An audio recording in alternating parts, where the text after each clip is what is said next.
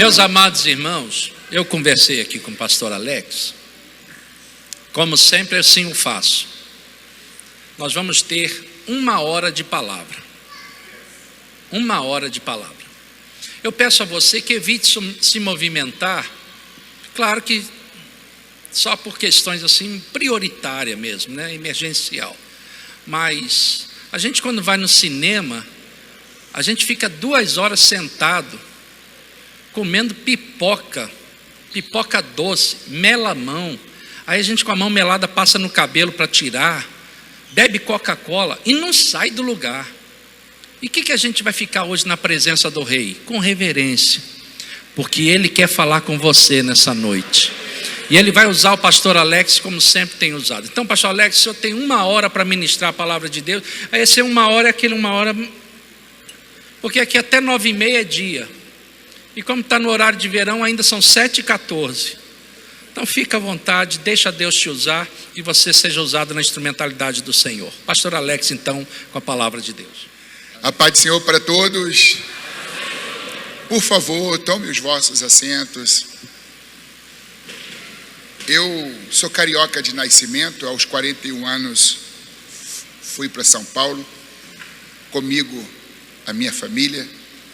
Estamos lá na capital 9 anos, muito trabalho, muita atividade, e eu confesso que me tornei um pastor cansado, um pastor doente, tenho uma família cansada. São Paulo é uma correria, às vezes a gente fica 3 horas para percorrermos 20 quilômetros no trânsito. É muito difícil.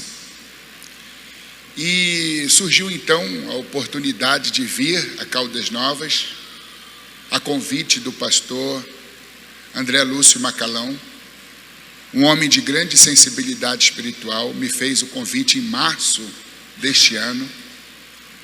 Exatamente, o convite me foi feito no dia do meu aniversário. Eu não hesitei, eu sabia que eu precisava estar aqui e pensei que fosse apenas para pregar a palavra. Mas em chegando aqui fomos acolhidos, nos ofereceram o de melhor que essa cidade pode oferecer. Além do conforto, há um conforto soberano, superior, que é o que vocês sabem transmitir, que é o conforto que vem de Deus. A singeleza de coração, a amabilidade, a simpatia, a cordialidade, o afago, o carinho, o apreço. Quero louvar a Deus pela vida do vosso líder, da família do vosso líder e pela vida de todos vocês. Bondosamente o vereador Geraldo Pimenta nos levou para o Rio Quente, né? Uma pousada, e eu fiz até mergulho, coisa que eu nunca havia feito. Aí encontrei um parente meu lá dentro, que era um pirarucu de 2 metros, feioso, olhou para mim e disse: Pai do Senhor, pastor Alex. Eu disse: tu está aqui? Ele falou: eu que te pergunto, tu está aqui na minha terra. Mas foi uma experiência muito inusitada, muito linda. Eu e a minha família só temos que agradecer pelo carinho. Eu acho que muitos pastores que estão asfixiados, cansados, deveriam conhecer vocês. Deveriam conhecer essa igreja, deveriam conhecer esse povo, deveriam conhecer essa cidade.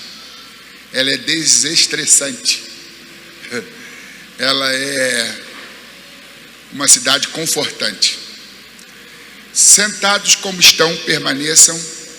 Abram suas Bíblias em Atos 2, versículos 37 ao 47.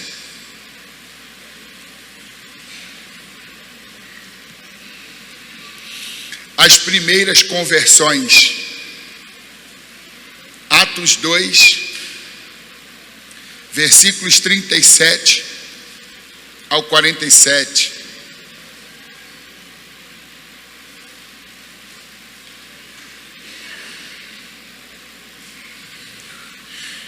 E ouvindo eles isto, compungiram-se em seu coração e perguntaram a Pedro e aos demais apóstolos: que faremos, varões e irmãos? E disse-lhes Pedro: arrependei-vos e cada um de vós seja batizado em nome de Jesus Cristo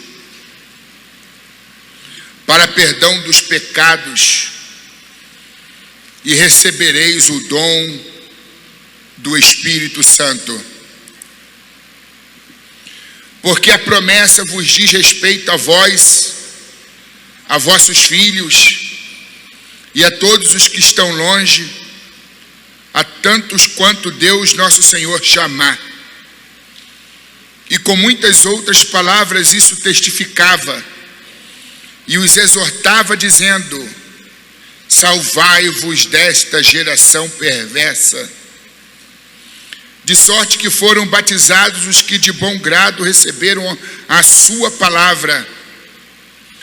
E naquele dia agregaram-se quase 3.000 almas. E perseveravam na doutrina dos apóstolos, e na comunhão, e no partir do pão, e nas orações. E em toda a alma havia temor. Muitas maravilhas e sinais se faziam pelos apóstolos. E todos os que criam estavam juntos e tinham tudo em comum. E vendiam suas propriedades e fazendas. E repartiam com todos, segundo cada um havia de mister. E perseverando unânimes todos os dias no templo, e partindo o pão em casa, comiam juntos com alegria e singeleza de coração, louvando a Deus e caindo na graça de todo o povo. E todos os dias acrescentava o Senhor à igreja aqueles que se haviam de salvar. Eu faço aqui 2 pedidos. O primeiro é que você mantenha a Bíblia aberta em Atos capítulo 2. Segundo, se você tiver um bloco de anotações, um caderno de apontamentos, até mesmo uma agenda, ou uma Bíblia que te ofereça em suas margens um espaço para anotações, que você possa se utilizar desses espaços para transcrever alguns princípios, frases, máximas, que nós vamos analisá-las aqui ao longo do estudo bíblico de hoje. Existe uma frase em latim: verba volant scripta manent perennis, cuja tradução é: as palavras voam, mas os escritos permanecem. Por mais privilegiada que seja a sua memória, muita coisa cai no esquecimento se a gente não tiver um arquivo particular, seja no computador, seja na agenda, seja num bloco de anotações. Então, se a gente viesse esquecer, a gente sabe que aquilo foi anotado em algum lugar. É só a gente recorrer depois para que a gente possa se utilizar das antigas verdades que sempre nos renovam. Eu quero aqui usar como tema da minha mensagem de hoje uma frase de um jornalista e poeta brasileiro, nascido em Alegrete, no Rio Grande do Sul. Seu nome é Mário Quintana. Dentre as mais emblemáticas frases de sua autoria, há uma que eu guardo no meu coração: quem cuida bem do seu jardim não precisa correr atrás das borboletas. Quem cuida bem do seu jardim não precisa correr atrás das borboletas. Quem se habilita a falar essa frase tema comigo? Vamos tentar? Quem cuida bem do seu jardim não precisa correr atrás das borboletas. A igreja primitiva, também chamada igreja do primeiro século, ela é um jardim. Mas um jardim florido, lindo e perfumado e bem regado, bem cuidado. Os jardineiros são os apóstolos, os agricultores, são os homens de Deus que tiveram como responsabilidade tornar aquele jardim florido e um jardim atraente. Existem muitas pessoas que fazem um esforço descomunal para poder ver algum retorno do seu trabalho, suam, se cansam, se fadigam em busca de êxito, em busca de sucesso, em busca de progresso, em busca do crescimento. Mas muitos desses esforços, eles são esforços apenas humanos e não levam em consideração a fé, a dependência de Deus. Os apóstolos, eles evangelizavam. Os apóstolos, eles saíam em casa. Os apóstolos, eles participavam de cultos de oração. Eles faziam a obra de Deus. Mas eles se dedicavam mais ao Deus da obra do que à obra propriamente dita.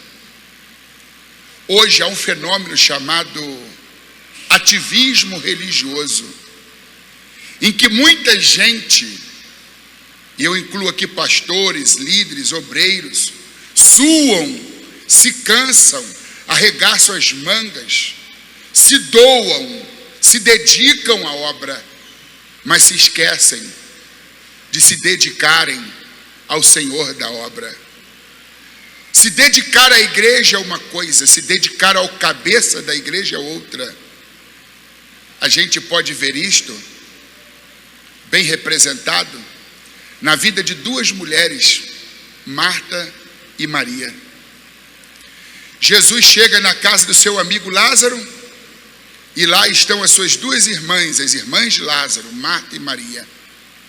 Uma representa o cristianismo devocional, a outra representa o cristianismo operacional. Jesus é recebido, é conduzido até a sala, ele se senta, e Maria então se senta aos pés de Jesus, se abebera das suas palavras, entra num estado de contemplação, de adoração, e ali fica embasbacada com o que Jesus diz, com o que Jesus ensina, enquanto Marta, ela acha melhor ir para o interior da casa para cuidar dos afazeres domésticos. E a Bíblia diz que Marta andava distraída e ansiosa com muitas coisas.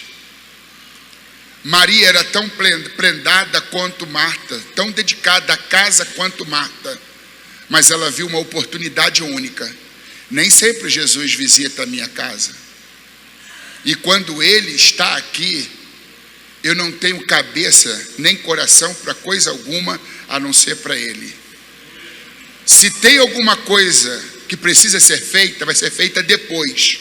Mas enquanto Jesus estiver aqui, a minha atenção vai ser voltada para Ele.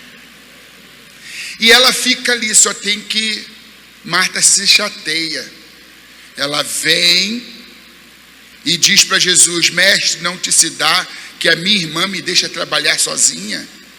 Em outras palavras, dê um puxão de orelha em Maria, para que ela possa me ajudar. Jesus disse: não que você tenha escolhido mal, tenha feito uma má escolha, mas Maria, sua irmã, fez a melhor escolha. E eu não posso repreendê-la por isso. Eu só tenho que te dizer, Marta, que Maria escolheu a melhor parte. Há muita gente vivendo como Marta.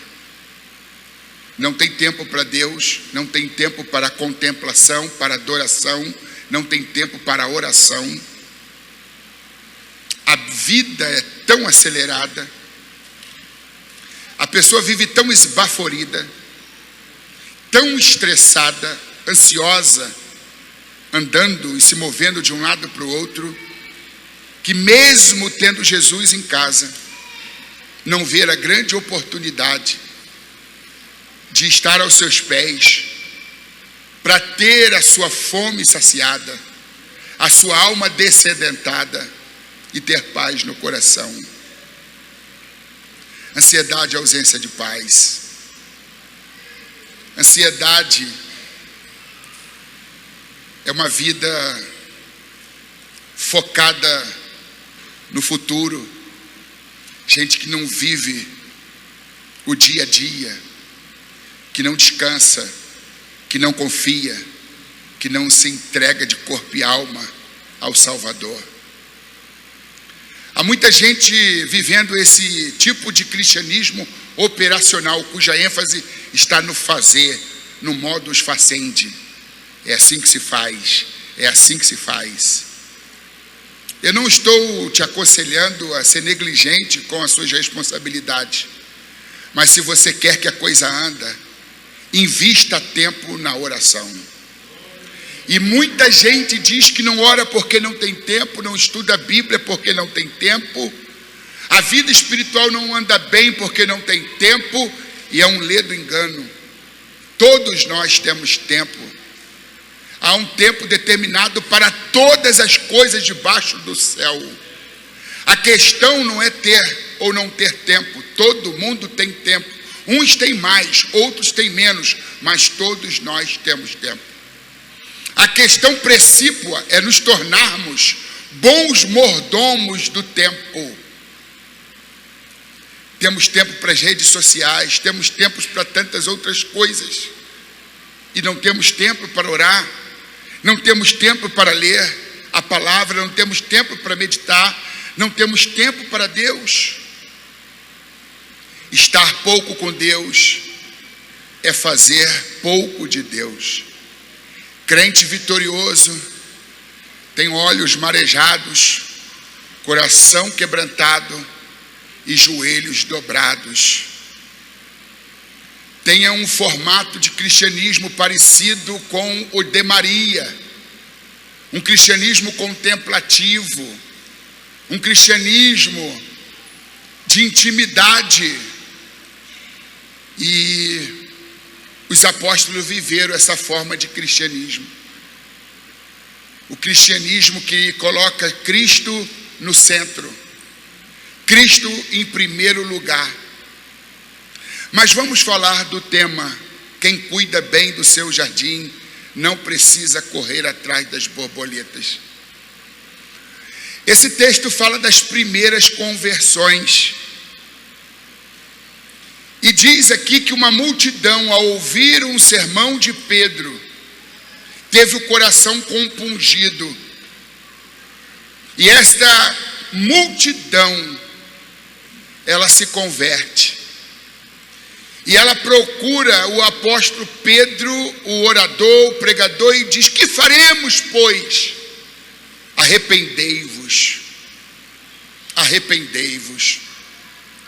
Há muita gente que perdeu a capacidade de se arrepender. Há muita gente que já não mais percebe a sua vileza, as sujidades da própria alma. Há muita gente que não para refletir sobre o seu estado moral. Sócrates, um grande filósofo grego, Ele diz que uma vida não examinada não é digna de ser vivida. Reiteradamente, Paulo, ele nos concita a autorreflexão, a autoexame. Quando ele fala da Santa Ceia, em 1 Coríntios capítulo 11, ele diz: examine-se, pois, cada um a si mesmo. Não é examinar o outro, mas examinar a si mesmo. E esse povo, refletindo sobre o que Pedro estava pregando, uma mensagem de arrependimento, uma mensagem contundente, esse povo se arrepende. Esse povo percebe a sua vileza.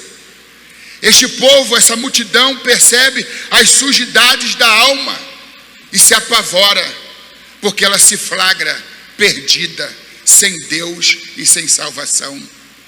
Então ela clama por Pedro, ou clama a Pedro: que faremos? Mas Pedro tem a resposta: arrependei-vos, voltem-se a Cristo, confiem no sacrifício de Cristo, na sua morte vicária, sacrificial e substitutiva. E para um grande pecador, Deus enviou um grande Salvador, que é Jesus Cristo. Mark Twain, um comediante e filósofo norte-americano, ele diz que somos todos como a lua. Temos um lado escuro que não queremos que ninguém veja. Todos nós, independentemente de quando foi que ocorreu a nossa conversão, a todo instante, a gente precisa fazer a mais longa de todas as viagens, que não é para Júpiter, nem para Saturno, nem para Plutão, nem para Marte, nem para o continente asiático ou africano, nem para o continente europeu. A mais longa de todas as viagens é para dentro de si mesmo, é para o porão da própria alma, é olhar para dentro, é viajar para dentro e dizer: Senhor, vê se há em mim algum caminho mau. Tu me sondas e tu me conheces. A Bíblia diz no Salmo 68: se eu atender a iniquidade do meu coração, o Senhor não me ouvirá.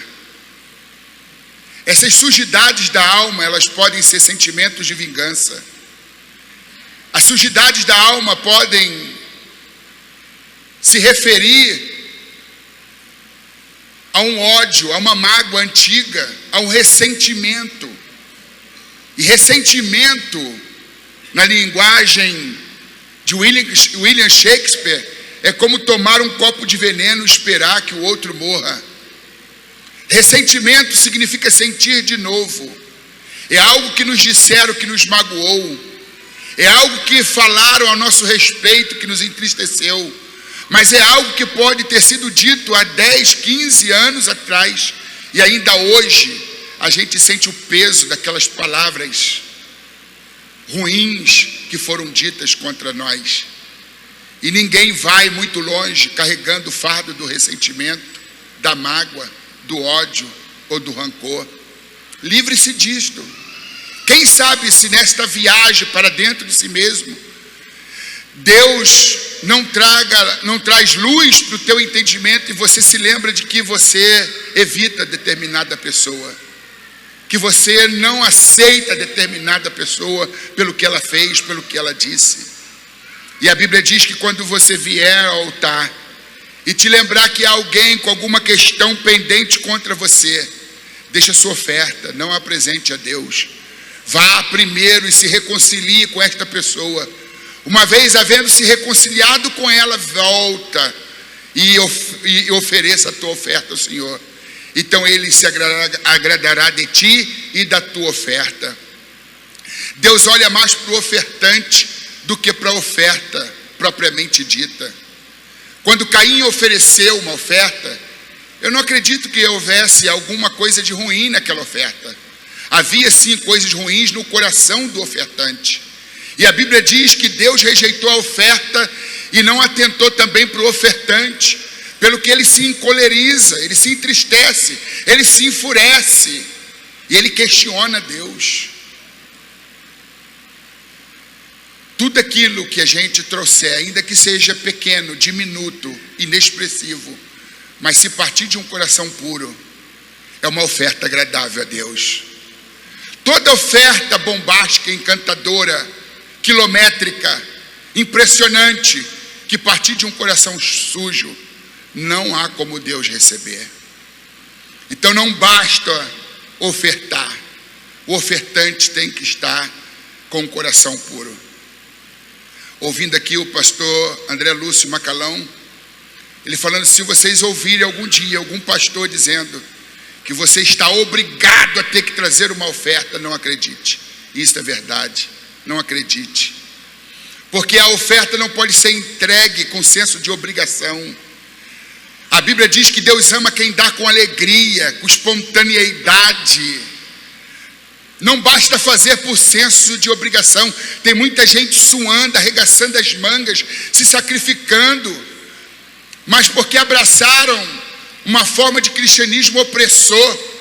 Há pessoas que pensam que se não fizerem, Deus vai castigar, Deus vai mandar para o inferno. Então trabalham para serem salvos, quando na verdade a salvação não depende do que a gente faz, mas depende da nossa fé naquilo que Jesus fez. A salvação não vem de vós, é dom de Deus, é dádiva do céu, e não vem da gente para que a gente não se glorie, não se vanglorie, não se jacta, não se ensoberbeça. Tudo é favor divino. Tenha paz, oferta porque você tem prazer em fazê-lo, oferta porque você tem prazer em agradar a Deus. E esses apóstolos, vou aqui para o versículo 41 para dar celeridade: de sorte que foram batizados os que de bom grado receberam a sua palavra, e naquele dia agregaram-se quase 3.000 almas.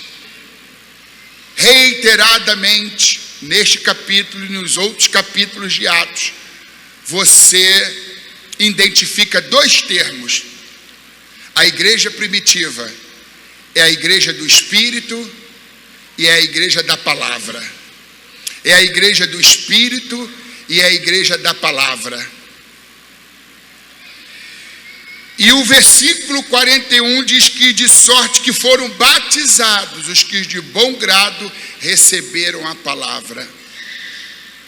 A palavra estava presente. Os jardineiros, os apóstolos, os discípulos, eles cuidavam bem do jardim chamado igreja primitiva com a palavra. Com a palavra. A igreja primitiva tinha a palavra era a igreja da palavra, era a igreja do Espírito. E diz aqui o texto: e disse-lhe Pedro, ou melhor, no versículo 42, e perseveravam na doutrina dos apóstolos. Doutrina aqui é um arcabouço doutrinário, são ensinamentos apostólicos, orientações do Espírito, orientações divinas.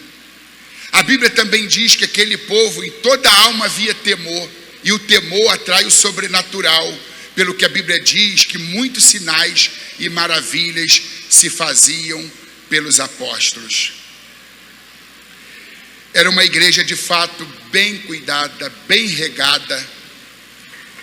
Os apóstolos, discípulos, eram bons jardineiros, eram bons agricultores, e eles tinham zelo para com o jardim. E diz aqui a Bíblia Sagrada: em toda alma havia temor, e muitas maravilhas e sinais se faziam entre os apóstolos, e todos os que criam estavam juntos e tinham tudo em comum. Unidade, união. Existiu um homem chamado Luciano Crescenzo, foi presidente da IBM na Itália. Ele tem uma frase que diz que somos todos anjos de uma asa só voaremos abraçados uns aos outros. Isso fala da unidade, do colegiado, do espírito de equipe, da união de forças e de ideias, de pensamentos. E a igreja primitiva vivia essa unidade. A igreja primitiva vivia esta união. E em decorrência disso, a igreja era uma igreja crescente, que se multiplicava, uma igreja que crescia. Em Provérbios capítulo 18, versículo 1, diz: busca os seus próprios interesses aqueles que se separam. Estes insurgem-se contra a verdadeira sabedoria. Nenhum homem é uma ilha, somos todos parte de um grande continente. Ninguém sobrevive sem o outro. Somos seres gregários, somos seres intrinsecamente sociais. Precisamos do outro, nos completamos no outro. A Bíblia fala que a igreja é um corpo, e cada um tem uma função precípua. Um é orelha, outro é boca. Um são os olhos, outro são o nariz, outros são as mãos, outros são os pés. E nenhum membro é mais importante do que o outro, ou menos importante do que o outro. E todos os membros têm que estar no corpo, e o corpo tem que estar debaixo da autoridade da cabeça, para o seu pleno funcionamento. Eu não sei o que eu sou no corpo, mas eu sei que eu sou um membro do corpo, e isso me alegra muito. E eu não posso tentar servir a Deus separado, desvinculado do corpo, porque todo membro fora do corpo apodrece. O corpo, para ter vida, ele precisa ter os seus membros juntos a ele. E o membro, para ter vida, não pode estar separado do corpo, senão ele apodrece, senão ele perece. E a igreja primitiva é um corpo saudável. Os membros são membros saudáveis, porque eles recebem a palavra, porque eles exercem a oração, uma vida de oração. Eles não fazem da oração um pedestal, mas um estilo de vida. E a oração revela a dependência de Deus. Quem não ora, ainda que não admita, não depende de Deus, depende de si mesmo. E o texto diz que no versículo 41, que de sorte que foram batizados os que de bom grado receberam a palavra. E foram batizados que receberam a palavra, e naquele dia agregaram-se quase 3.000 almas.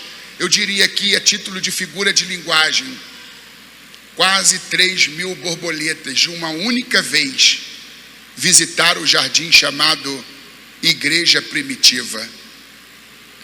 E aquelas borboletas vieram para fazer parte do jardim.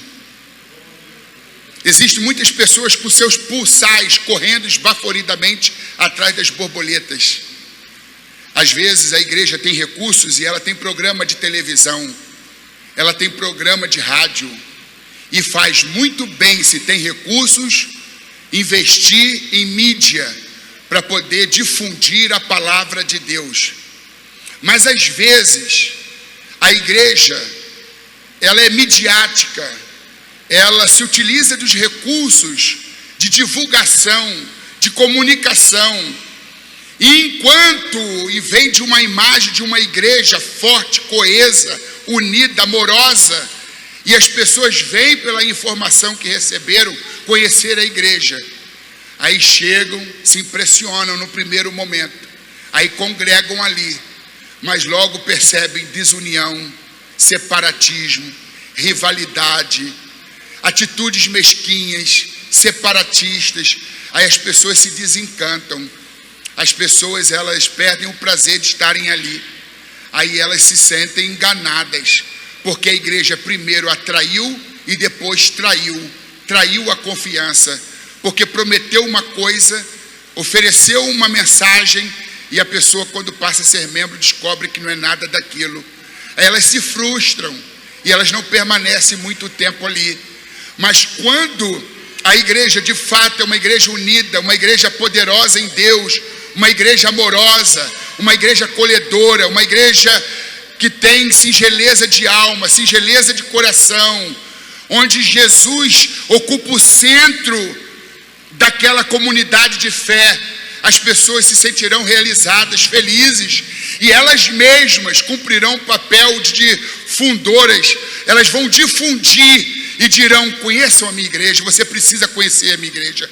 Você precisa conhecer o grupo de mocidade. Você precisa ouvir as irmãs quando louvam. Você precisa ouvir o meu pastor quando prega. Você precisa. E de boca em boca as pessoas vão levando, né, do que acontece na sua comunidade de fé, na sua igreja. E outras pessoas, outras borboletas, quererão fazer parte desse jardim. E era assim a igreja primitiva. As pessoas falavam com alegria da sua igreja. As pessoas falavam do que Deus realizava nos cultos, o que Deus operava na vida dos frequentadores, dos que participavam daquela igreja. E as pessoas, elas difundiam os feitos divinos ali no seio daquela comunidade. E aquela comunidade passou a ser conhecida pelo amor que ela tinha, pelo amor que ela praticava, pela verdade em que ela vivia. E isso tornou aquela igreja uma igreja poderosa e uma igreja atraente. Tanto é que o versículo 47 diz que a igreja primitiva caía na graça de todo o povo. Qual é a tradução aqui que diz que a igreja primitiva caía na simpatia de todo o povo?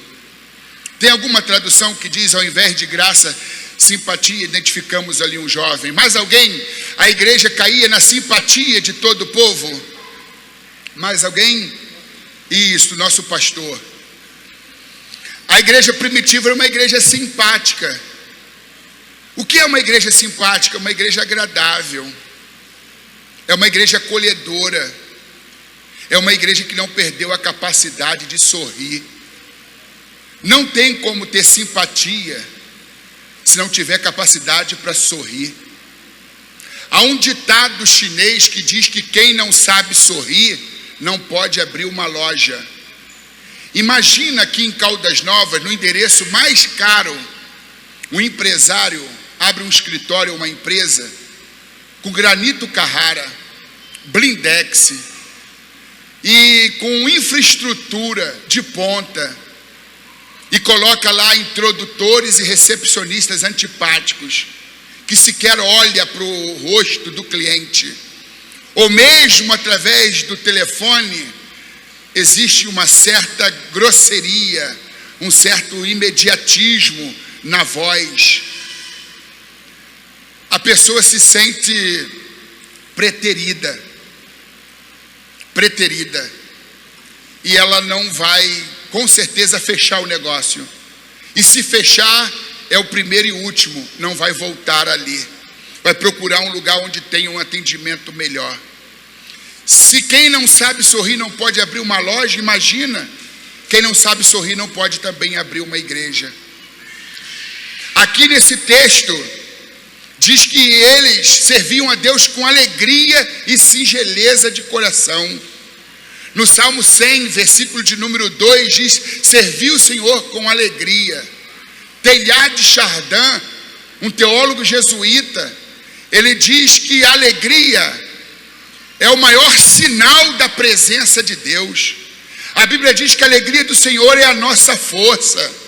A Bíblia fala, lá em Filipenses capítulo 4, versículo 4, Paulo aprisionado num cárcere úmido, fétido, em Roma, quando escreve a epístola aos Filipenses, a epístola da alegria, a epístola do bom humor, ele diz: regozijai-vos, outra vez vos digo, regozijai-vos. Ele havia dito isso no capítulo 1, no capítulo 2, no capítulo 3 e no último capítulo da carta aos Filipenses, capítulo 4, versículo 4, ele diz: outra vez vos digo, regozijai-vos, mesmo encarcerado, mesmo aprisionado, mesmo num ambiente inóspito. Oh, meu irmão, não perca essa alegria. O mundo virá a Cristo. O mundo aceitará o nosso convite de vir à igreja se primeiro identificar a alegria de Cristo em nós. O cristão carrancudo é um difamador do Senhor. Nada tem prejudicado tanto o cristianismo do que cristãos carrancudos, cristãos mal-humorados. E esta igreja não é mal-humorada. Essa igreja é uma igreja simpática, pelo que todos caíam na simpatia da igreja, todos caíam na graça da igreja, todos queriam participar da atividade da igreja, estar nos cultos daquela igreja, todos queriam pertencer àquela igreja. E se tem a igreja simpática, também tem a igreja antipática. Eu tenho 4 filosofias de vida. Minha família me acompanha e sabe disso muito bem. A primeira filosofia de vida é amar sempre. A segunda filosofia de vida é perdoar rapidamente. Não posso deixar para perdoar para depois. A terceira filosofia de vida é sorrir. E a quarta e última é fazer os outros sorrirem. E olha que a minha vida não é fácil, não. A minha vida e a vida da minha família não é fácil. Mas a alegria é superior à felicidade. A felicidade está atrelada às circunstâncias favoráveis. Se eu sou promovido na empresa, eu fico feliz. Se eu quito a minha casa, eu sou feliz. Se eu adquiro um carro importado, eu fico feliz. Mas a felicidade depende de circunstâncias favoráveis, de circunstâncias boas. Mas a vida, ela não é pautada só em circunstâncias boas. Tantas coisas ruins acontecem. Se eu precisar de coisas boas, se eu precisar que aconteçam coisas boas para que eu me sinta feliz, normalmente eu não vou me sentir feliz. A alegria é superior à felicidade, porque a alegria é uma das características do fruto do Espírito. A Bíblia diz em Gálatas 5:22 que o fruto do Espírito não são os frutos no plural, é o fruto no singular. É como se fosse uma laranja ou uma tangerina com 9 gomos. O fruto do Espírito é como se fosse uma laranja. E os 9 gomos, aí vem amor, gozo, que é alegria, paz, bondade, benignidade, longanimidade. Termina com um domínio próprio, mas fala da fé, fidelidade. Então, cada gomo é uma característica do fruto. E a segunda característica do fruto do Espírito é o gozo, é a alegria. E a alegria é superior à felicidade, porque é um espírito imperturbável. É uma característica do fruto do Espírito. Se está desempregado ou empregado, pouco importa, ninguém vai roubar essa alegria. O frade católico Francisco de Assis diz que a maior alegria de Satanás é roubar a alegria do coração de um filho de Deus. Independentemente do que você esteja atravessando, independentemente do que você esteja vivenciando, independentemente de que você esteja vivendo o inverno ou outono da vida, não deixe para se alegrar na primavera e no verão. Agora mesmo, abra o teu coração e agradeça a Deus pelo que você tem, pelo que você não tem. E Ele sabe por que você não tem. E se é teu, você terá. E ninguém vai poder impedir. Deus é soberano. Satanás nada pode fazer contra a tua vida se você estiver em intimidade com Deus. Satanás não passa de um cão na coleira de Deus. Ele nada pode fazer se você estiver junto ao seu pastor. Lobo não ataca a ovelha que está próxima do pastor. Gente que tem comunhão com o sumo pastor. A igreja primitiva é uma igreja simpática. E ela atrai o povo pela sua simpatia. No único discurso de Pedro, 3.000 almas foram batizadas, porque receberam de bom grado a palavra de Deus. Se tem a igreja simpática e tem a igreja antipática, tem a igreja apática. Apatia vem de frieza de ânimo, falta de compromisso.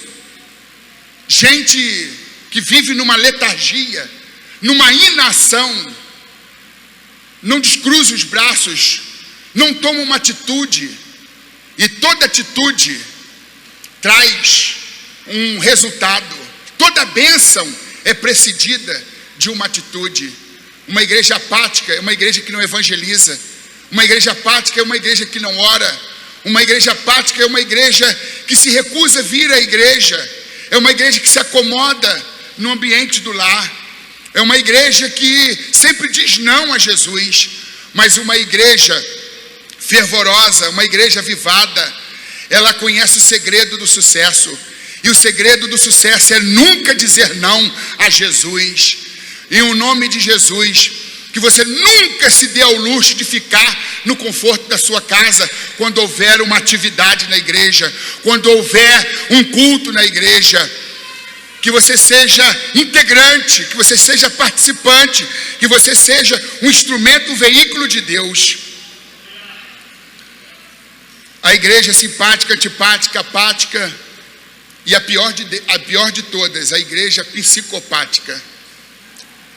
Talvez seja difícil vocês acreditarem de que exista a igreja psicopática.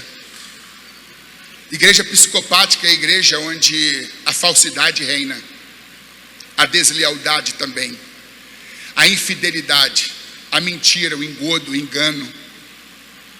A igreja psicopática é onde as pessoas até se abraçam e outras ficam assim: olha, eu sou amada aqui. Mas às vezes aquele abraço não foi um abraço verdadeiro, foi simplesmente para saber qual é o melhor lugar para enterrar a faca.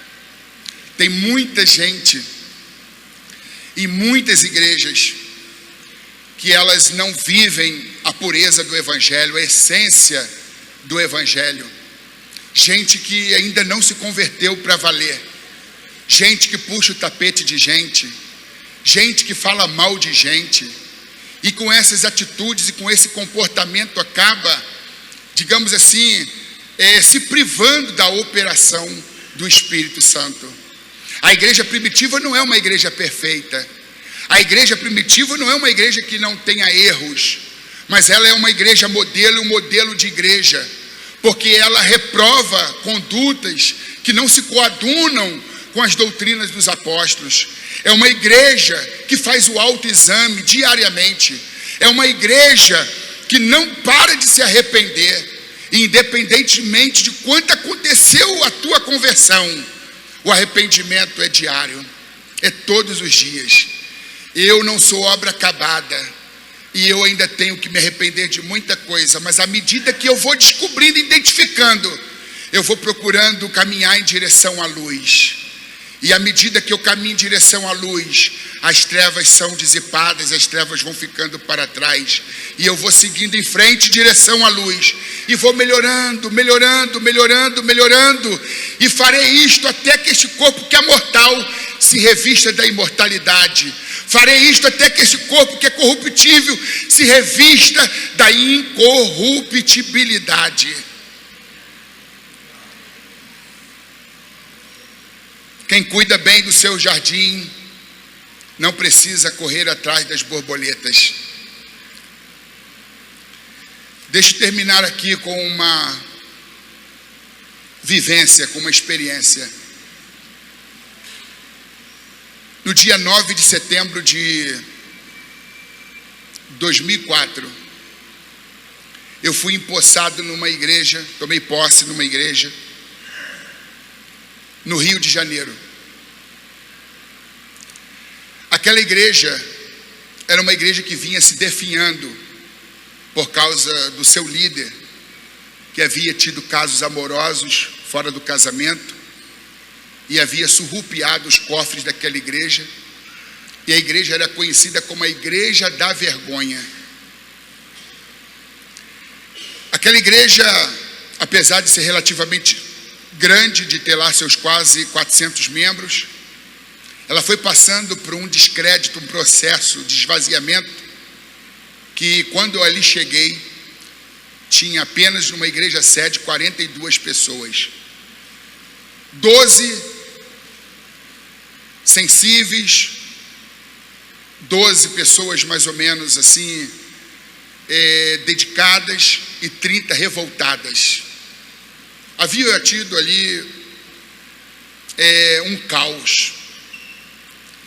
E quando o pastor da convenção do Rio de Janeiro me convocou para assumir aquela igreja, meu coração ficou apertado, porque eu conhecia a dura realidade daquela igreja. Muitos pastores em conversa diziam assim: olha, se eu for chamado, eu não vou para aquela igreja. O outro dizia a mesma coisa, e eu nunca disse nada. Quando o pastor me telefonou dizendo: eu quero você hoje lá na igreja tal, para receber posse no lugar do pastor fulano de tal. Conversei com a minha esposa, dizendo: a gente vai sair da direção da congregação. Teve uma oportunidade de ser presidente. O problema é que a igreja é a tal igreja. Ela disse: não, tudo bem. Se Deus estiver no negócio, isso basta. E 8 horas da noite nós estávamos ajoelhados recebendo a posse. E nós, atuando ali como pastores, percebemos o caos, a desgraça, o desmando, agiotas frequentemente visitando a igreja para poder ter o dinheiro que havia emprestado ao pastor de volta. Um escândalo após outro escândalo eram trazidos à tona, o que denegria a igreja. O poder público, os vizinhos, os membros da igreja tinham vergonha da igreja. E eu comecei então a me dedicar a 3 áreas como pastor: aconselhamento pastoral, pregação e ensinamento. Aconselhamento pastoral, pregação e ensinamento. O jardim que eu assumi era diferente do jardim da igreja primitiva. A psicopatia, a apatia, a antipatia reinavam naquele lugar. Durante 1 ano eu suei. Eu me dediquei de corpo e alma. Como acontece nas empresas, se faz um balanço no fim de ano, para saber os pós, os contra, o que vendeu, o que encalhou. Aí eu fiz um balancete: quantas almas aceitaram a Jesus, quantas pessoas fizeram parte daquela igreja, vieram de outros campos, de outros ministérios. E para minha tristeza, não houve em 1 ano um batismo em águas na sede. Os 42 membros ainda eram os 42 membros do ano anterior. Os 30 membros revoltados continuavam revoltados. E eu me senti um fiasco. E eu fiquei horrorizado. Um dia no meu gabinete, na verdade na minha biblioteca, na minha casa, em meio aos livros, refletindo, escrevendo uma obra, não me lembro se um artigo ou se um livro, uma senhora que a gente tem uma estima muito grande, chamada Zeni Bulé. A irmã Zeni Bulé, à época, tinha 48 anos, hoje 86 anos. A irmã Zeni Bulé é uma senhora que é deficiente visual de uma vista. Ela se locomove com muita dificuldade. Ela é uma mulher negra, idosa, mas muito amável e que tem intimidade com Deus. Ela amou tanto a minha esposa, amou tanto os meus filhos e a mim, e nós amamos tanto a irmã Zeni Bulé, que ela não saía de casa, frequentava a nossa casa. Um dia eu e minha esposa demos a chave, o molho de chave da casa para a irmã Zeni, e dizemos: irmã Zeni, a senhora entra e sai da nossa casa, quando a gente tiver ou não tiver, fique à vontade, a casa da senhora. Inclusive tem um quarto aqui que as crianças não usam, a gente vai equipar para a senhora ficar aqui caso a senhora queira e caso a sua família concorde, porque ela sempre estava lá. Então a gente ofereceu para que ela pudesse estar ali sem peso de consciência. Aquela irmã era uma mulher de oração, ainda o é, porque vive, graças a Deus. E um dia eu, absorvido dos meus pensamentos, escrevendo um livro, um artigo, não me lembro, alguém bateu a porta do meu quarto, da minha biblioteca. Era a irmã Zeni Bulé. Disse: pastor Alex. Eu disse: oi, irmã Zeni, entra. Ela se assentou e ela disse: sabe o que me traz aqui? Eu falei: nem imagino. Uma revelação que eu tive contigo essa noite. Falei, mas me conta, irmã Zeni. Aí minha cadeira de rodinha, me dirigi para ela, falei, conte. Ela falou, sonhei que você era um Sudão, um rei, e que você estava num palácio muito suntuoso, cortinas de seda, almofadas de seda. O senhor estava deitado numa cama enorme, de marfim, muito luxuosa. Na verdade, o ambiente era palaciano, era luxuoso. E você, apesar desse tamanho todo, ficava pequeno na cama, porque a cama era extremamente grande. E você a todo instante se espreguiçava e bocejava. E eu então bati a porta daquele quarto no palácio, como acabei de fazer aqui.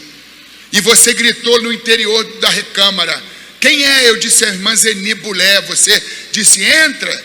Então quando eu entrei, eu fui até você e disse, pastor, estou aqui porque Deus me mandou vir te procurar por causa do meu braço. O braço dela, na revelação, estava todo carcomido de lepra, e pingava água e sangue, e os ossos à mostra. E ela diz, Deus disse que o Senhor tem a solução, que o Senhor tem a cura, que o Senhor tem a resposta. O Senhor pode sim me curar. Eu disse, irmã Zeni, isso vai curar com o tempo. A senhora não precisa ficar preocupada, não precisa ficar nervosa. Isso vai se curar com o tempo. Ela disse, não, Deus disse que a resposta está na tua boca, que a solução vai vir de você e que minha cura através do tratamento vindo da tua parte, pastor. E eu, entre bocejos e espreguiçamentos, dizia, irmã Zeni, isso vai se curar por si só. Aí ela pegou, me deixou e foi embora. Aí, quando eu fechei a porta, refletindo sobre aquela revelação da irmã Zeni, o Espírito Santo disse, a irmã Zeni Bulé é a minha igreja, que eu te confiei. O braço carcomido de lepra é o pecado que está arruinando a minha igreja. E você é este pastor que quer que a igreja cresça, que quer que almas se convertam, que quer que tenha uma igreja avivada como? Deitado na cama de marfim, bocejando, se espreguiçando. De repente, alguém abre a porta, é a irmã Zeni Bulé. Ela disse, pastor, eu esqueci. Deus mandou dizer para o senhor que a igreja só vai crescer, a igreja só vai ter batismo em águas, batismo com o Espírito Santo, se o senhor seguir 3 conselhos. Quais? Pouca cama, pouco prato, muita sola de sapato. Aí eu disse, como me explica, irmã Zeni? Pouca cama, pastor, porque o senhor está dormindo além do necessário. O homem precisa de 7, 8 horas para repor a energia do corpo, a energia perdida durante o período que ele esteve acordado se exercitando. O senhor está dormindo mais do que o necessário. Pouco prato, pastor. Quando foi a última vez que o senhor jejuou? E eu não sabia responder, irmã Zeni Bulé, quando havia sido a última vez que eu havia jejuado. Ela diz, você precisa resgatar a esquecida prática do jejum. Pouco prato, pastor, e muita sola de sapato. O senhor fica enfurnado no gabinete, mas essa igreja não é uma igreja estável, uma igreja que o pastor pode se dar ao luxo de ter só comissões de visita. É o senhor mesmo que o povo decepcionado, o povo que se desiludiu, o povo que se desviou, o povo que se afastou da igreja, é o senhor que tem que ir nos lares, é o senhor que tem que ir atrás. É muita sola de sapato, pastor. Pouca cama, pouco prato, muita sola de sapato. Aí ela pegou, disse, tem mais. Deus falou comigo que o senhor deve estabelecer um culto de oração matutina na sede, de 6 às 7 da manhã. E o senhor, pastor, esteja lá às 6 horas da manhã para receber o povo, para se ajoelhar e clamar por aquela obra tão sofrida. Eu disse, irmã Zeni Bulé, me explica, quem vai ir à igreja às 6 horas da manhã e ficar lá de 6 às 7 da manhã? Deus está mandando, pastor, então faz o teste. Falei, tudo bem, vou fazer o teste.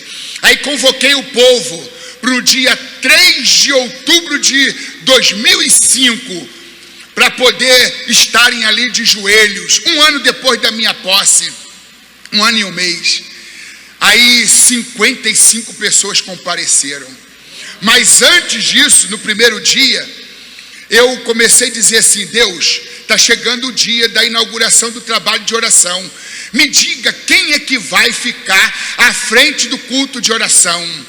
O irmão Omestírio, que era um pastor da igreja auxiliar, que gosta muito de orar, Deus disse: não, já falei a pessoa. Eu falei: não, quem? O presbítero Tirso. Ele disse: não, também não, eu já falei a pessoa para você. Eu falei: a missionária Rebeca, a missionária Rafaela. Quem? Deus disse: não, já te revelei. Quem o Senhor me revelou? Deus disse: você. Você quer colocar alguém para ficar lá 6 horas da manhã para abrir a igreja para você continuar dormindo? É você que vai dirigir o culto de oração. Aí lá estava Alex Cardoso. No primeiro dia para abrir a igreja, está lá de joelho, e chega 1, chega 2, chega 3. Em média, tinha 55 pessoas por cada culto matutino. Às vezes tinha 27, 30, às vezes tinha mais de 55, mas em média 50 pessoas. Orando. Eu sofria de um problema de hernia de disco. E muitas vezes eu tinha crise num domingo e não ia ao culto porque ficava acamado em casa. Às vezes caído no chão sem me mover. No terceiro dia da oração, eu estava lá de manhã. Apareceu uma pastora que não me lembro o nome, da Assembleia de Deus Ministério Costa Verde, lá de Muriqui. Aí aquela irmã, quando terminou o trabalho, quando a gente ia terminar o trabalho com uma oração, levantou a mão e disse: pastor Alex, por favor, antes de o senhor terminar, eu posso orar pelo senhor? Eu disse: sim, pode orar, porque Deus me revelou que a irmã tem um problema, que o irmão tem um problema grave na coluna. Aí passou na minha cabeça: quem é que não sabe que eu sofro com problema de coluna? Essa irmã ficou sabendo por alguém, não foi Deus que revelou. Mas educadamente passei o microfone para ela poder orar por mim. Ela disse assim: se ajoelha. Eu falei: se eu tenho um problema na coluna, como é que eu vou me ajoelhar? Só murmurando. Ajoelha, pastor, eu te ajudo. Aí me ajoelhei. Aí ela começou a orar por mim. Quando terminou de orar por mim, no terceiro dia da oração que eu estava dirigindo, ela: agora levanta. Quando eu levantei, eu procurei a dor do corpo e nunca mais a encontrei. Eu disse assim: se essa irmã soubesse que eu murmurei, se essa irmã soubesse que eu a critiquei. Deus é muito misericordioso, me abençoou mesmo murmurando e reclamando. Aí eu passei a olhar com outros olhos para aquela mulher. E ela frequentou muito os nossos cultos e foi bênção durante o período que eu presidi aquele campo. De repente, 1 ano depois de que aquele trabalho estava efetivado, eu fiz outro balanço, outro balancete. Aí eram muitas as almas que já haviam se convertido. Eu deixei de ser um pastor preguiçoso e eu passei a orar. Eu passei a visitar. Pouca cama, pouco prato, muita sola de sapato. Aí quando fizemos no segundo ano o balanço do ano, do encerramento das atividades daquele ano de 2006, aí a igreja já não tinha mais lugar. Aquelas cadeiras barulhentas de ferro de bar, a gente colocava nos corredores assim para poder atender a demanda. A prefeitura e o quartel da polícia militar, o batalhão da PM, nos deram documentos para poder fechar 2 ruas durante os cultos de terças e dos cultos de domingo, porque o estacionamento não dava conta de abarcar tantos carros e tantos visitantes. Pouca cama, pouco prato, muita sola de sapato. Aí olhando para a igreja primitiva, vendo os apóstolos vivendo uma vida de oração, vivendo uma vida de dependência a Deus, se dedicando à igreja, mas muito mais ao Senhor da igreja. Porque quando a gente se dedica ao Senhor da igreja, a gente tem o que passar para a igreja. Pastor André Lúcio Macalão, eu me lembro que você esteve ainda evangelista itinerante numa congregação que eu dirigia lá do campo do pastor Toninho. Naquele dia Deus lhe usou poderosamente nos dons, nas revelações. Talvez você não se lembre disso, tem 25, 27 anos atrás. E eu gostaria de receber uma oração sua e de toda essa igreja. No dia 20 de janeiro de 2015, há quase 3 anos, eu fiz uma cirurgia chamada ortognática bimaxilar reconstrutiva. Dentistas, ortodentistas, cirurgiões bucomaxilos ou qualquer outra profissão similar, qualquer outro profissional que estiver aqui sabe do meu problema. Faltava oxigênio no meu cérebro e eu estava vivendo com 54% da oxigenação no cérebro. Por 3 vezes eu perdi a consciência. Quando eu vi que eu ia morrer, eu olhei para minha esposa, olhei para o meu filho especial e olhei para o Júnior e falei, eu não posso deixá-los órfãos. Eu vou cuidar de mim para que eu possa continuar cuidando deles. Eu resolvi fazer essa cirurgia, tive uma parada cardiorrespiratória e quase morri. Quando eu me recuperei, depois de muitas dificuldades, fiquei 30 dias com fotofobia, não podia ver a luz do sol, nem a luz elétrica. Fiquei num estado deplorável, inchado, mas inchado e deformado. De lá para cá, eu prego, eu ensino, eu encaro o povo, mas eu sofro de confusão neural e eu sofro de parestesia. Principalmente essa região aqui, eu não sinto, apenas descarga elétrica, choque, literalmente choque. E o meu cérebro não diz que eu tenho a boca onde ela se encontra. Ela está perdida em algum lugar aqui em cima da cabeça. Porque os nervos foram dilacerados e eu perdi a sensibilidade. Durante 1 ano escondido da minha família, eu andava com um espelhinho para toda hora olhar para a minha face, para saber se a boca estava aqui ou não. Imagina vocês ter que encarar um público, um microfone, uma tribuna e falar e o cérebro dizer que a boca não está onde está. E ainda hoje, ainda que eu tenha me recuperado bastante com fisioterapia, fono, tratamento a laser e outros como massagem drenática facial linfática, eu ainda sinto muitas dificuldades. Amanhã, depois de termos sido acolhidos por vocês aqui durante 3, 4 dias, nós vamos voltar para o nosso campo ali em São Paulo. Mas eu gostaria de receber uma oração.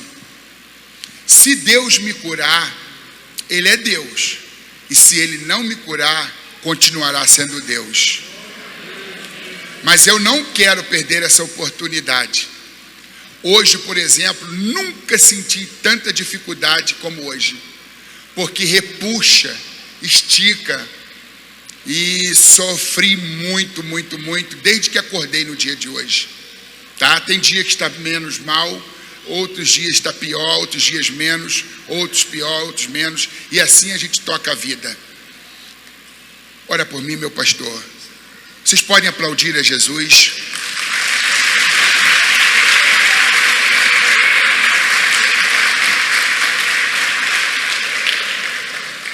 Quem cuida bem do seu jardim não precisa correr atrás de... Quantas borboletas já compareceram ao jardim porque viram que lá naquele jardim havia cura. Traduzindo, quem aqui acredita que Jesus ainda cura? Quem aqui já teve uma cura na sua vida? Quem aqui já foi curado em alguma área na sua vida? Querido, estenda as suas mãos, vamos orar, porque Deus está falando conosco nessa noite, de uma forma muito especial, usando o seu servo, e nós podemos clamar a Ele, porque Ele é Deus acima de todas as coisas, e a gente pode até cantar esse hino aqui agora, viu? Pois a gente pode preparar e cantar esse hino, porque Deus continua sendo fiel, Deus continua sendo fiel. Então estenda as suas mãos agora. Eu peço aos pastores aqui, pastores, venham, vamos impor as mãos sobre este servo do Senhor, porque Deus tem poder para fazer o milagre que Ele quer fazer, e nós temos que clamar e usar a nossa fé. Pai, no nome de Jesus, nós estamos aqui na Tua presença nessa hora e clamamos a Ti, Pai, em favor do Teu Filho, Pai, que nesse momento expressa uma necessidade, Senhor Deus, uma necessidade de uma intervenção, uma necessidade de cura, uma necessidade de ação Tua. Pai, agora em nome do Senhor Jesus, em nome de Jesus, Tu podes ordenar agora a cura sobre o Teu Filho. É a palavra que nós pedimos a Ti nessa hora, Pai, que Tu venhas agir, Pai, com milagre, aquele milagre que surpreende o médico, a medicina, a ciência, aquele milagre que só Tu tens a explicação, Pai. Senhor, em nome de Jesus, ordena agora, Pai, palavra de cura, palavra de vitória sobre o Teu Filho, restaurando todas as coisas, Pai, restaurando tudo, Pai, colocando todas as funções normais, né, Senhor Deus, tudo volte a funcionar como antes, Pai, em nome de Jesus, Pai, eu estendo esta oração agora, em favor de toda essa igreja. Se há alguém aqui nessa noite que também está enfermo, ordena a cura agora, Pai, ordena a palavra de cura agora, Pai, em nome de Jesus, porque nós cremos no Teu agir, nós cremos no Teu poder. Tu és o Deus da providência, Tu és o Deus do milagre, Tu és o Deus da resposta, Tu és o Deus que surpreende, Senhor, o ser humano. Pai, nós clamamos a Ti nessa hora, nós clamamos a Ti, crendo no Teu agir, em nome de Jesus, amém, aleluia. Se alguém aqui enfermo nessa noite, receba a providência de Deus em nome de Jesus, adore ao Senhor, Te adorar pelo que Ele veio acima ao rei, somente dele mais ninguém. A Deus seja o louvor. Se Deus fizer, Ele deu, se não fizer,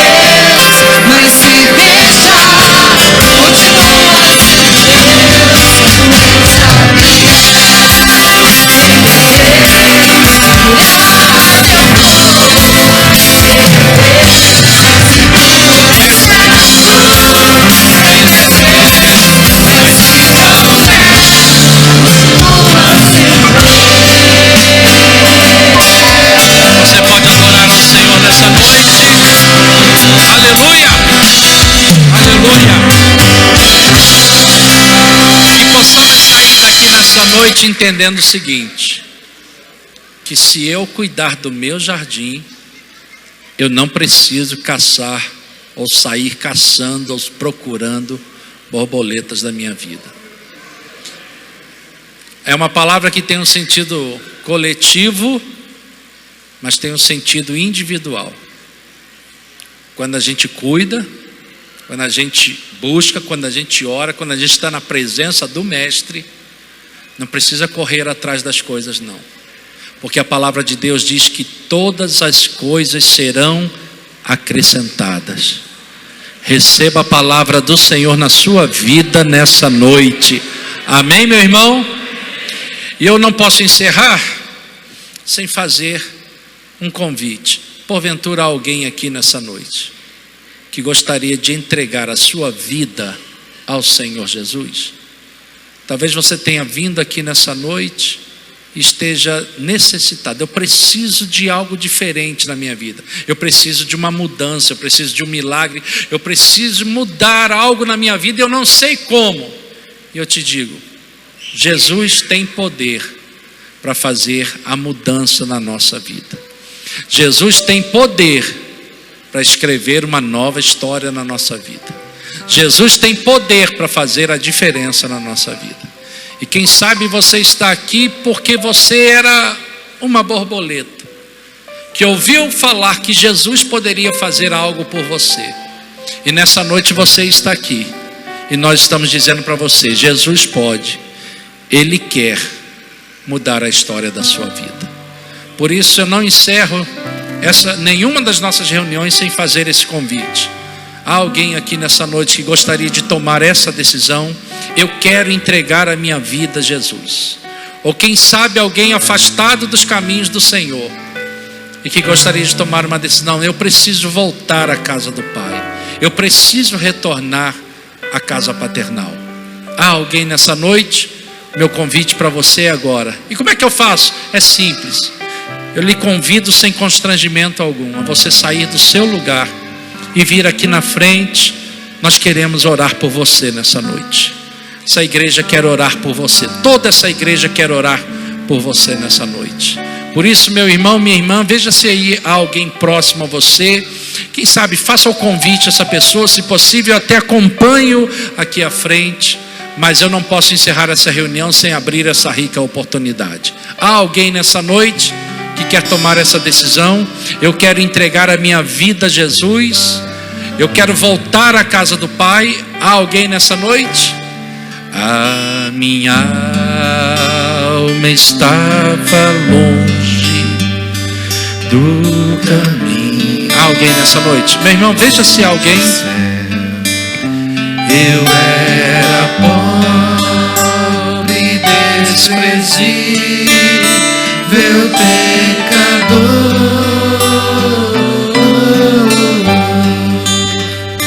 mas Jesus transformou minhas. Veja se há alguém, querido. Essa é a grande oportunidade que o Senhor está nos dando nessa noite.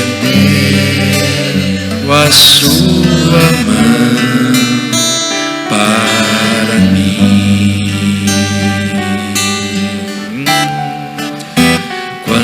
Deus te abençoe, querido. Será que nós temos a segunda pessoa nessa noite que quer tomar essa decisão?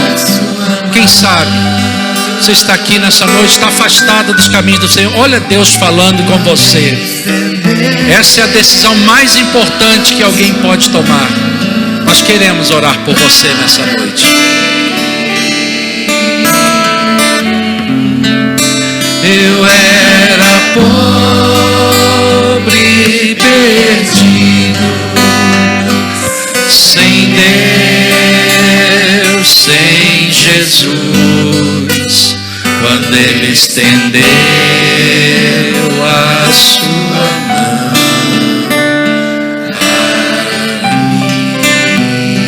Vamos orar então, queridos? Vamos orar? Pastor Lorival, venha fazer essa oração, por favor. Vamos orar por essa vida. Aleluia.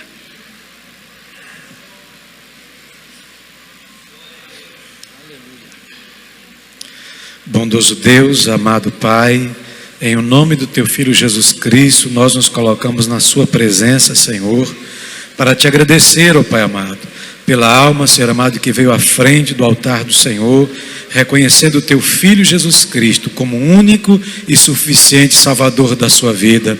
Pai amado, que o Seu Espírito Santo se faça presente na vida dela diuturnamente, ó Deus, lhe convencendo do pecado, da justiça e do juízo, lhe ensinando, Senhor amado, o caminho que deve andar, e que ela possa crescer, Senhor amado, na Tua presença, no conhecimento e na graça do Senhor. Fortalece os seus passos, anima a sua vida, Senhor amado, para que ela possa desfrutar das Tuas ricas e copiosas bênçãos. Essa é a nossa palavra de gratidão por esta alma, em o nome de Jesus. Amém. Amém. Amém. Deus abençoe, querida Ana Lúcia. Podeis assentar, meus amados, já vamos encerrar a nossa reunião.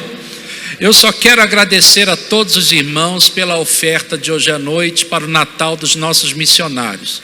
A oferta de hoje deu R$ 2.099. Deus abençoe a todos. Depois, Paulo, secretaria, passe lá na tesouraria para passar. E eu quero chamar aqui à frente já todos os nossos dizimistas.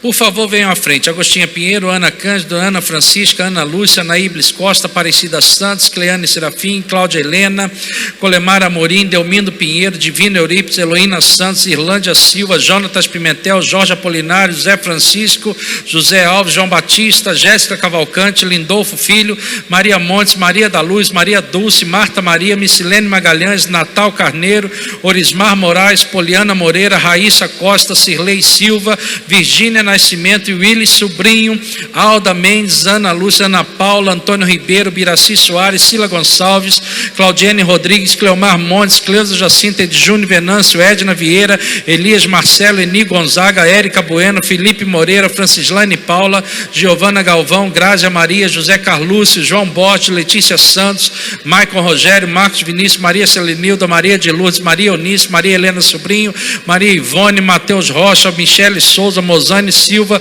Neuza Peixoto, Nilza Alves, Paulo Galvão, Raquel Lima, Raquel Pinheiro, Roberto e família, Roque Almeida, Rubens Naves, Sebastião Pereira, Teoane Lima, Valdemar Soares, Valdivino de Jesus, Willis Sobrinho, William Júnior. Pronto, venham à frente todos os nossos dizimistas. Pedir aos pastores para nos ajudar aqui, que hoje tem bastante gente. Deus abençoe. E pastor Cleiton, vem fazer essa oração pelos nossos dizimistas. A igreja de pé, amados, vamos orar por todos os nossos dizimistas.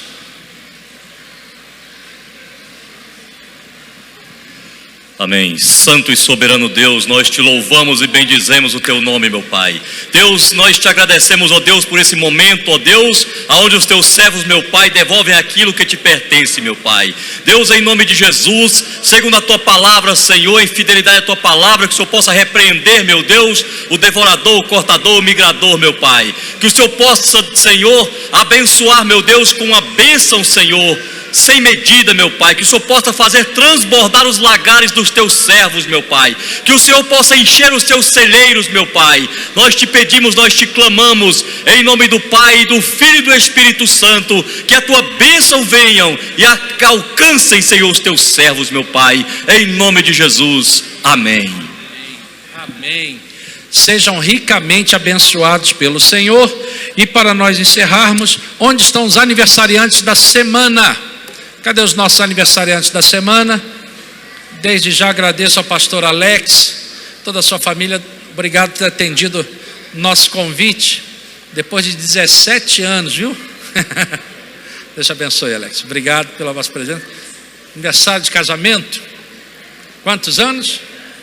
Não era nem nascido nessa época. Nossa, cadê o Carlinhos? O Carlinhos está ali, falei com ele ali na porta. Pode vir à frente todos os nossos aniversariantes. Vamos orar. Presbítero Marcos, também fazendo aniversário? Quando? Quando? Não, é hoje? Foi ontem? Vamos estar orando. Marcos, vem fazer essa oração. Viu, a gente fala Marcos, ele não sabe não, ele fica perdidinho lá. Então é Codó, vem cá Codó, vem orar. Aí ele já se anima, né? né? Fala Marcos, ele está olhando lá, sou eu? Não, é o Codó. Faz parte, né? Senhor Deus e Pai, Criador dos céus e da terra, nós queremos te render graça em prol destas vidas que estão completando mais um ano de vida na tua presença. Este casamento que possa ser, meu Pai, verdadeiramente abençoado pelas tuas potentes e poderosas mãos. Obrigado, Deus, nós queremos te agradecer pela vida dos teus servos, que o Senhor possa continuar abençoando eles com todas as sortes de bênção, no nome de Jesus. Amém.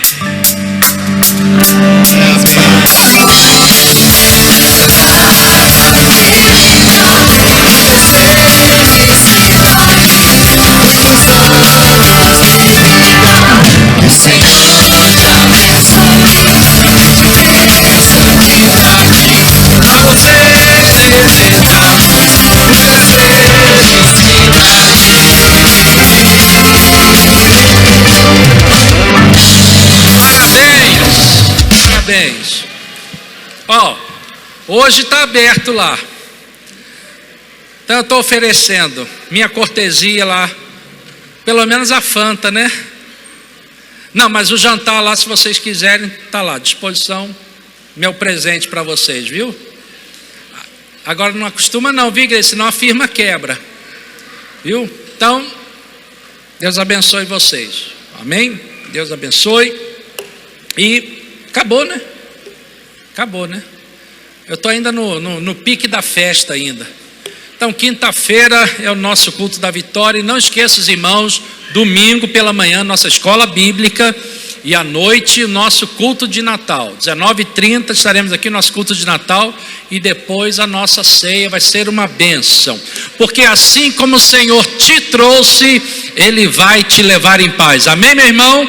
Que a graça de nosso Senhor e Salvador Jesus Cristo, o grande amor de Deus nosso Pai, a comunhão e as consolações do Espírito Santo permaneçam em cada coração. E que todo o povo de Deus diga... Paz do Senhor Jesus. Não saia sem cumprimentar 10 pessoas nessa noite. Deus abençoe a todos.